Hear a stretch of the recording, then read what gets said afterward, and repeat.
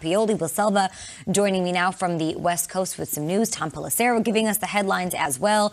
We're going to give our predictions for the AFC playoff picture. I think we have an Angry Runs preview. It's a packed show. Nice.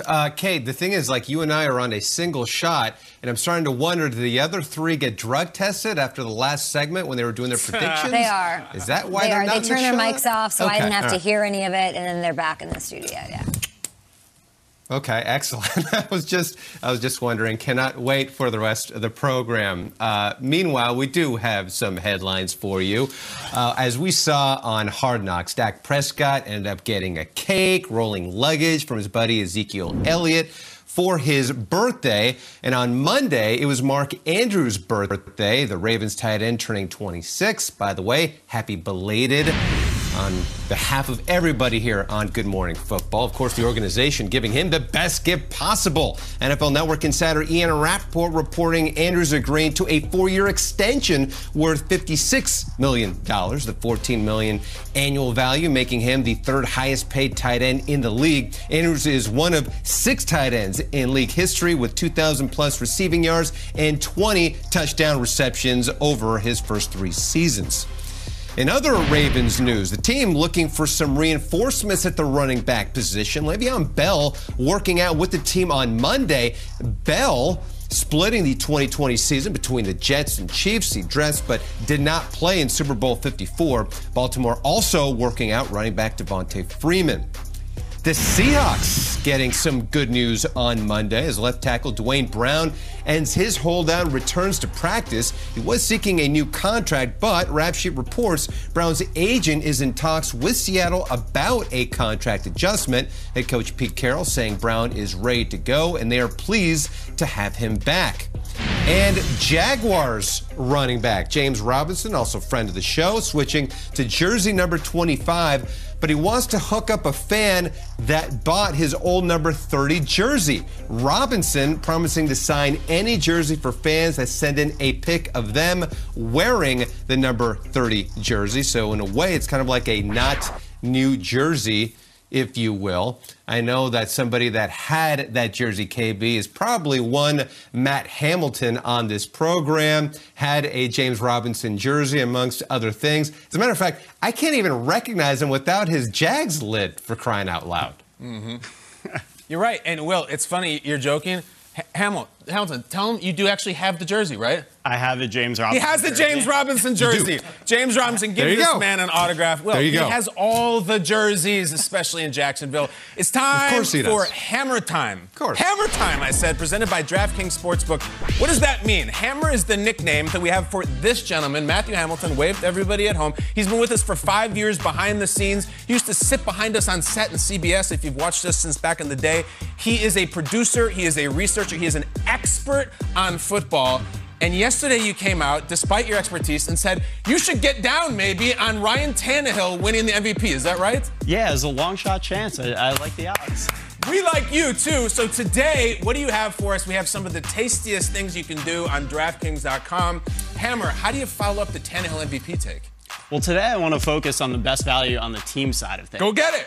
And to me, that's the Pittsburgh Steelers, who are plus 2,500 to win the AFC. Look at this. No disrespect to what they're building in Denver, but the Steelers are getting worse odds than the Broncos right now. They're just 11th in the AFC pecking order. Yes, they play in a tough division. Yes, they floundered down the stretch a little bit last year, but I think a lot of the skepticism around the Steelers right now is predicated on the idea that Ben Roethlisberger just doesn't have it anymore. And I want to show why that might not necessarily be the case. Okay, let's see the Ben. Come on, Let's start last year against the Titans. Ben is under some pressure, and he just can't get enough on this throw to Eric Ebron. He floats it over the tight end's head, while also leaving him vulnerable to a hit from the safety. This is a ball that he has to really drive in, and he just can't get enough mustard on it. Watch it just sail out of the back of the end zone. Not really a catchable ball for Ebron. Not making a great argument for me here. What do you got? No, but let's look at this preseason now. Okay. This is the same type of throw. Yeah, Ben's under some pressure again, takes a hit, and he fires a laser to Pat Freiermuth. Look at the ball placement, high and away from the defender. Perfect for the touchdown. He made a number of impressive throws in this game, ones that he wasn't really hitting down the stretch last season. To me, this suggests that maybe Ben wasn't washed up. Maybe he just struggled because he wasn't fully recovered from that elbow surgery he underwent in 2019. The Steelers returned the number 3 defense in the NFL from last year, and they should only be getting better with the return of Devin Bush. They have talent across the board at the skill positions, especially now with Najee Harris in the mix. And from what Big Ben has shown over the past few months, they might also have their Super Bowl winning QB rounding back into form. It's not often you get to take chances with a team of this caliber at plus 2,500. Let's take a look at that full list again. This is a wild list, Hammer. Yeah, keep in mind the only teams with lesser odds who aren't on this full screen are the Jaguars, Bengals, Jets, and Texans. That's crazy. So what do you guys think? Are the Steelers a good value pick here? Or do you think you go with someone else? I think it's a great value pick, actually. I mean, you can never count Mike Tomlin out. You can never really count Ben Roethlisberger out. I think it's a great value pick. I don't even have him in the playoffs, so there you go. I think the tough part about it is the Ravens and Browns are going to be so good, so you think, okay, those are going to be 2 teams. Now, do you really... Personally, I'm all in on the Steelers this year. I love that value pick. I think it's fantastic. And you didn't even mention that Minka's now another year in that defense, and you've got another year of Claypool learning the offense. Matt Canada, the offensive coordinator, is a giant X factor. Hammer, I think you're onto something here. That's a big factor too, Matt Canada in all of this, because we saw the offense just get a little stagnant from a play calling perspective, and Canada's going to bring some juice to things. Get Big Ben under center.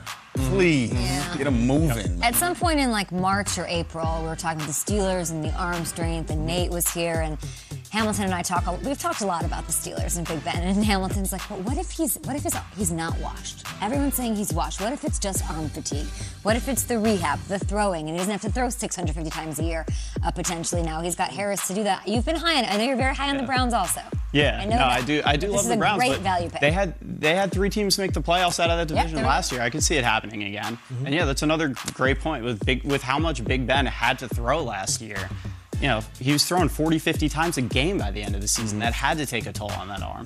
If you see Big Ben and he's got longer odds than Teddy Bridgewater and Tua and guys like that, maybe you jump on it. Feel good about this one, Hammer? I do. I really do. My man. I think I got a shot. We will see you